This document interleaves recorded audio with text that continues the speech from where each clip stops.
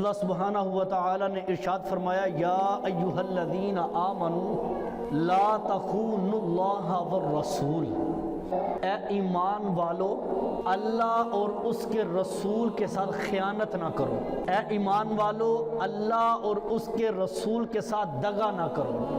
یہ آیت کریمہ نبی کریم علیہ السلام کے ایک صحابی ہیں حضرت ابو لبابہ رضی اللہ تعالی عنہ، یہ ان کے حق میں نازل ہوئی ہے۔ نبی کریم علیہ السلام کا نا بنو قریظہ کے یہودیوں کے ساتھ مقابلہ ہوا تو تقریباً 2 ہفتے میرے اور آپ کے نبی علیہ السلام نے یہودیوں کا محاسبہ کیا ہوا تھا۔ جب ان کا محاصرہ کیا ہوا تھا، انہیں گھیرے میں لیا ہوا تھا، تو یہودی اس 2 ہفتے کے محاصرے میں بڑے تنگ آ گئے تھے۔ تو یہودیوں کا سردار تھا کعب بن اسد۔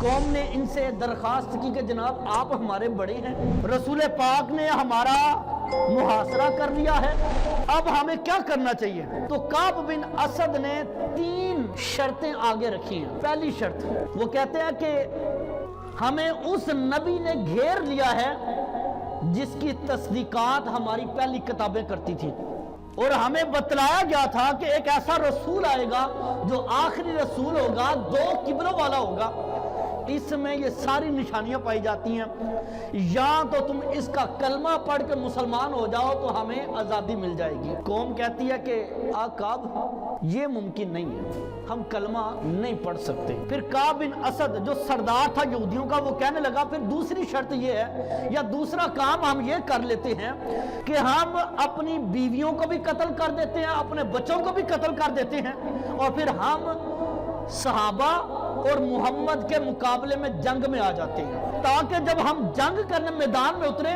تو ہمیں پیچھے کا خیال نہ ہو کہ پیچھے ہمارے بیوی بچے ہیں۔ تو یہودی جو گروہ تھا وہ کہنے لگے کہ اے سردار، بیوی بچوں کے بغیر بھی کوئی زندگی ہوتی ہے؟ کہ ہمارا جینا ہی بیوی بچوں کے ساتھ ہے جی۔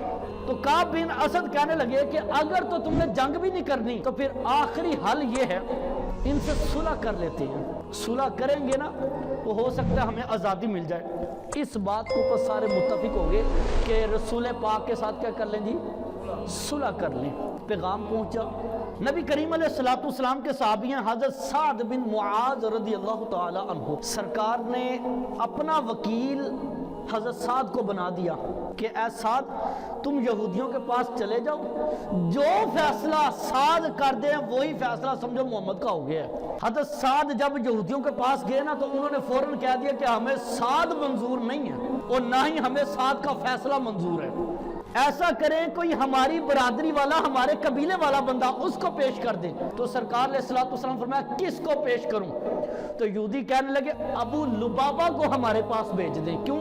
ابو لبابہ کے تعلقات ہمارے ساتھ اچھے ہیں۔ جب حضرت ابو لبابہ یہودیوں کے گروہ میں شامل ہوئے نا، ان کے پاس گئے، انہوں نے مشورہ مانگا، اے ابو لبابہ ہم تجھ سے مشورہ چاہتے ہیں کیونکہ تیرے تعلقات ہمارے ساتھ اچھے ہیں، کہ اگر ہم سعد بن معاذ کی بات کو منظور کرتے ہیں تو کیا فیصلہ ہوگا؟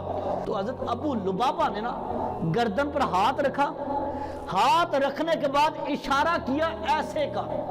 تو حضرت ابو لبابہ کہتے ہیں کہ سعد کا فیصلہ یہ ہے کہ تمہاری گردنیں کاٹ دی جائیں۔ تو اگر سعد کے فیصلے پہ تم خوش ہوتے ہو تو کیوں اپنی گردنوں کو کٹواتے ہو؟ بس جب یہ بات کی نا تو آپ فرماتے ہیں میرے پاؤں کے نیچے سے زمین ہلی، مجھے اللہ کا فرمان یاد آ گیا کہ اللہ اور اس کے رسول کے ساتھ خیانت نہیں کرنی، اور جو رسول اللہ صلی اللہ علیہ وسلم کی خفیہ تدبیر تھی میں نے اس کو ظاہر کر دیا جی۔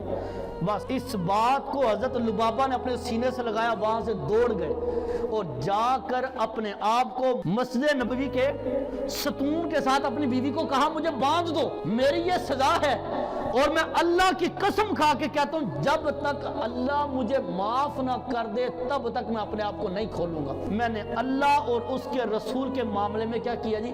خیانت کی ہے۔ دیکھیں نا، جب کوئی کسی کو رازدار بناتا ہے نا تو وہ کیا سمجھ کے بناتا ہے؟ وہ یہ سمجھتا ہے کہ یار یہ میرا ایسا رازدان ہے، یہ مر سکتا ہے، میرے راز نہیں کھول سکتا جی۔ یہ مر سکتا ہے لیکن مجھ سے بے وفائی نہیں کر سکتا، میرے راز فاش نہیں کر سکتا۔ تو حضرت ابو لبابہ سے جو سرکار کا راز تھا نا وہ فاش ہو گیا، خیانت ہو گئی۔ اب سرکار کا یہ راز تھا یا نہیں تھا یہ اللہ بہتر جانتا اور رسول پاک بہتر جانتے ہیں ان کے دل میں کیا تھا جی۔ آپ نے اپنے آپ کو مسجد کے ستون کے ساتھ باندھا، بیوی نے آپ کو باندھ دیا، لیکن جب نماز کا وقت ہوتا تھا نا وہ کھول دیتی، آپ نماز پڑھتے روتے رہتے، اللہ سے معافی مانگتے، اللہ میں نے تیرے اور تیرے محبوب کے خلاف خیانت کر دیا جی، مجھے معاف کر دے۔